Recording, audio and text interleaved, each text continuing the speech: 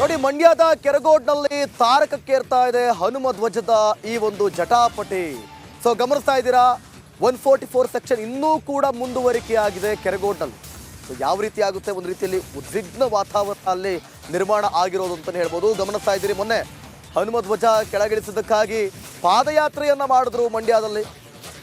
11 kilometre 12 ಕಿಲೋಮೀಟರ್ವರೆಗೂ ಕೂಡ ನಾಯಕರು ಬಂದರು, ಪಾದಯಾತ್ರೆಯನ್ನು ಮಾಡಿದ್ರು. ಕುಮಾರಸ್ವಾಮಿ ಕೂಡ ಬಂದಿದ್ರು. 144 ಸೆಕ್ಷನ್ ಜಾರಿ ಆಗಿರೋದನ್ನ ತೆಗೀರಿ ಪೊಲೀಸ್ನವರೇ, ಏನೇ ಆದರೂ ಕೂಡ ನಾನು ಜವಾಬ್ದಾರಿ ಅಂಥೇಳಿ ಅವರು ಕೂಡ ಮಾತುಗಳನ್ನು ಹೇಳಿದ್ರು. ಸೊ ಆದರೂ ಕೂಡ 144 ಸೆಕ್ಷನ್ ಮುಂದುವರೆದಿದೆ. ಕಾಂಗ್ರೆಸ್ ಬಿಜೆಪಿ ನಡುವೆ ಈ ಟಾಕ್ ಫೈಟ್ ಮುಂದುವರೆದಿದೆ. ಸರ್ಕಾರದ ವಿರುದ್ಧ ರಾಜ್ಯಾದ್ಯಂತ ಕೇಸರಿ ಪಡೆ ಪ್ರೊಟೆಸ್ಟ್ ಮಾಡೋದಕ್ಕೆ ಮುಂದಾಗಿದೆ. ಮತ್ತೊಂದೆಡೆ ಕಾಂಗ್ರೆಸ್ನಿಂದ ಪ್ರತಿಭಟನೆ ರೂಪಿಸಲು ಕೂಡ ಪ್ಲಾನ್ ಮಾಡಲಾಗ್ತಾ ಇದೆ. ನೋಡಿ, ಮೊನ್ನೆ ಮಂಡ್ಯದಲ್ಲಿ ಪಾದಯಾತ್ರೆ ಮಾಡಿದ್ರು. ಅದಾದ ಬಳಿಕ ರಾಜ್ಯಾದ್ಯಂತ ಪ್ರತಿಭಟನೆ ಮಾಡಬೇಕು ಅಂತಲೂ ಕೂಡ ಬಿಜೆಪಿ ನಿರ್ಧಾರ ಮಾಡಿಕೊಂಡಿದೆ.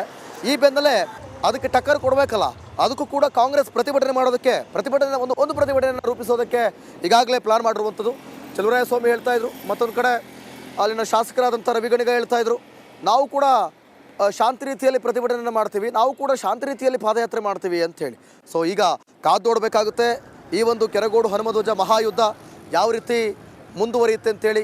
ಸೊ ಯಾಕಂದರೆ ಚಲುವರಾಯಸ್ವಾಮಿಯಲ್ಲಿ ಹೋದಂಥ ಸಂದರ್ಭದಲ್ಲಿ ಧಿಕ್ಕಾರ ಕೂಗಿ ಅವರನ್ನು ಕಳಿಸಿದ್ದಾರೆ ಅಲ್ಲಿನ ಜನತೆ.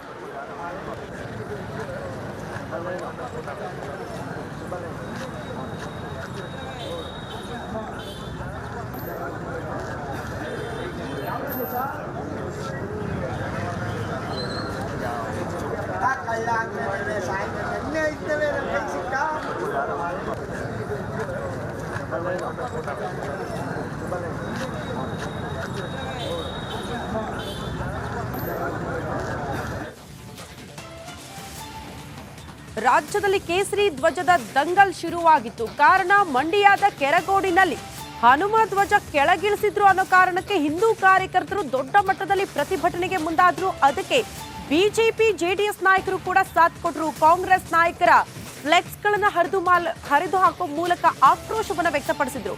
ಈ ಎಲ್ಲ ಬೆಳವಣಿಗೆ ಕುರಿತು ಒಂದು ವರದಿ ಇದೆ, ಬನ್ನಿ ನೋಡ್ಕೊಂಡು ಬರೋಣ.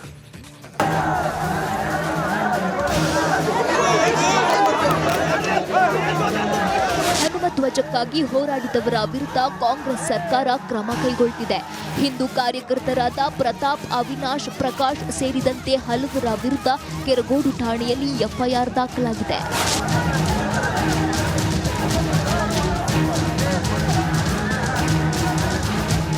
ಅತ್ತ ಕಾಂಗ್ರೆಸ್ ಶಾಸಕ ಗಣಿಗ ರವಿ ವಿರುದ್ಧ ಗ್ರಾಮಸ್ಥರು ಕಿಡಿಕಾರ್ತಿದ್ದಾರೆ. ನವೀನ್ ಕುಮಾರ್ ಅಂತೇಳಿ ಅವರು ಕಾಂಗ್ರೆಸ್ನ ಒಬ್ಬ ಕಟ್ಟಾಳು, ಅವರು ಪಂಚಾಯತಿ ಅಧ್ಯಕ್ಷರಾಗಿರ್ತಾರೆ. ಇವರು ಗಣಿಗ ರವಿ ನಮ್ಮ MLA ಇದ್ದಾರಲ್ಲ, ಅವರು ಸಪೋರ್ಟ್ ಆಗುವಂಥದ್ದು ಡಾಕ್ಯುಮೆಂಟ್ಗಳನ್ನೇ PDO ಜೊತೆ ಹಾಕಿ ಸುಳ್ಳು ದಾಖಲೆಗಳನ್ನ ಸೃಷ್ಟಿ ಮಾಡಿ. ಕೆರಗೋಡು ಹನುಮಧ್ವಜ ತೆರವು ವಿವಾದಕ್ಕೆ ಗ್ರಾಮ ಪಂಚಾಯಿತಿ ಸದಸ್ಯ ಮಹೇಶ್ ಟ್ವಿಸ್ಟ್ ಕೊಟ್ಟರು. ಹನುಮಧ್ವಜ ಹಾರಿಸಲು ಅನುಮೋದನೆ ಸಿಕ್ಕಿತ್ತು ಎಂದು ಒಪ್ಪಿಕೊಂಡಿದ್ದಾರೆ.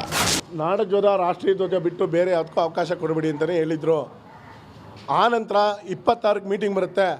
ಆ ಮೀಟಿಂಗಲ್ಲಿ 21 ಜನರ ಪೈಕಿ 18 ಜನ ನಾವು ರಾಷ್ಟ್ರೀಯ ಹಬ್ಬಗಳನ್ನ ಹೊರತುಪಡಿಸಿ ಉಳಿಕೆ ದಿವಸದಲ್ಲಿ ಹನುಮಧ್ವಜ ಹಾರಿಸ್ತೀವಿ ಅಂತಲೇ ನಿರ್ಣಯ ಮಾಡಿದ್ದೀವಿ.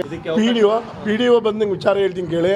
ಅವ್ರು ಯಾವ ಒತ್ತಡದಲ್ಲಿ ಕೆಲಸ ಮಾಡಿದಾರೋ ಗೊತ್ತಿಲ್ಲ. ನೀವು ಕೊಟ್ಟಿರೋ ಲೆಟರ್ಗಳು ನೋಡಿದ್ರಿ, ಸಾಂದರ್ಭಿಕವಾಗಿ ತಿರ್ಚಿ ಡೇಟೆಲ್ಲನ್ನು ತಿರ್ಚಿ ಬರೆದಿದ್ದಾರೆ. ಧ್ವಜ ದಂಗಲ್ ಬಳಿಕ ಮಂಡ್ಯದಲ್ಲಿ ಫ್ಲೆಕ್ಸ್ ಪಾಲಿಟಿಕ್ಸ್ ಶುರುವಾಗಿದೆ. ಕೆರಗೋಡು ಗ್ರಾಮದಲ್ಲಿ ಅಳವಡಿಸಿರುವ HDK ಫ್ಲೆಕ್ಸ್ ತೆರವು ಮಾಡುವಂತೆ ಗ್ರಾಮ ಪಂಚಾಯಿತಿ ಅಧಿಕಾರಿಗಳಿಗೆ ಸೂಚಿಸಲಾಗಿದೆ. ಆದ್ದರಿಂದ ಫ್ಲೆಕ್ಸ್ ತೆರವಿಗೆ ಬಂದ ಅಧಿಕಾರಿಗೆ ಗ್ರಾಮಸ್ಥರು ತರಾಟೆಗೆ ತೆಗೆದುಕೊಂಡ್ರು. ಕೆರಗೋಡು ಮತ್ತು ಅಕ್ಕಪಕ್ಕದ ಪಂಚಾಯಿತಿ ವ್ಯಾಪ್ತಿಗೆ ಒಳಪಡುವ ಗ್ರಾಮಗಳಲ್ಲಿ ಅನಧಿಕೃತವಾಗಿ ಮತ್ತು ಅನುಮತಿ ಅವಧಿ ಮೀರಿ ಹಾಕಿರುವ ಫ್ಲೆಕ್ಸ್ ಮತ್ತು ಬ್ಯಾನರು, ಕಟೌಟು, ಬಂಟಿಂಗ್ಸ್ಗಳನ್ನು ತೆರವುಗೊಳಿಸಿ ಕೋರಿ ಅಂತ ಹಾಕಿದ್ದಾರೆ. ಯಾರು ಹಾಕಿರೋದಮ್ಮ? ಸ್ಟೇಷನಿಂದ. ಯಾವ station? Keragodu police sub inspector police ಸ್ಟೇಷನಿಂದ. ಅದಕ್ಕೆ ಅಧ್ಯಕ್ಷರು ಈ ತರ ಮಾಡಿಸಿ ಅಂತ ಹೇಳಿದ್ರು. ಅಲ್ಲ, ಈಗ ನೀವು ಗ್ರಾಮ ಪಂಚಾಯತಿ ಸೆಕ್ರೆಟರಿ ಅಲ್ವಾ, ಈ ಪೊಲೀಸರು ಈ ರೀತಿ ನೋಟಿಸ್ ಕೊಟ್ಟರೆ ನಿಮ್ಗೆ ತೆರವುಗೊಳಿಸೋದಕ್ಕೆ ಅವಕಾಶ ಇರುತ್ತಾ? ಹೆಂಗೆ ನಾವು ಅಧ್ಯಕ್ಷರು ಕೇಳ್ಬಿಟ್ಟು ಅಧ್ಯಕ್ಷರು. ಕೃಷಿ ಸಚಿವ ಚಲುವರಾಯಸ್ವಾಮಿಗೆ ಧ್ವಜ ದಂಗಲ್ ಬಿಸಿ ತಟ್ಟಿದೆ. ಕೆರಗೋಡಿಗೆ ಬಂದ ಸಚಿವರಿಗೆ ಧಿಕ್ಕಾರ ಕೂಗಿ ಆಕ್ರೋಶ ಹೊರಹಾಕಲಾಯಿತು.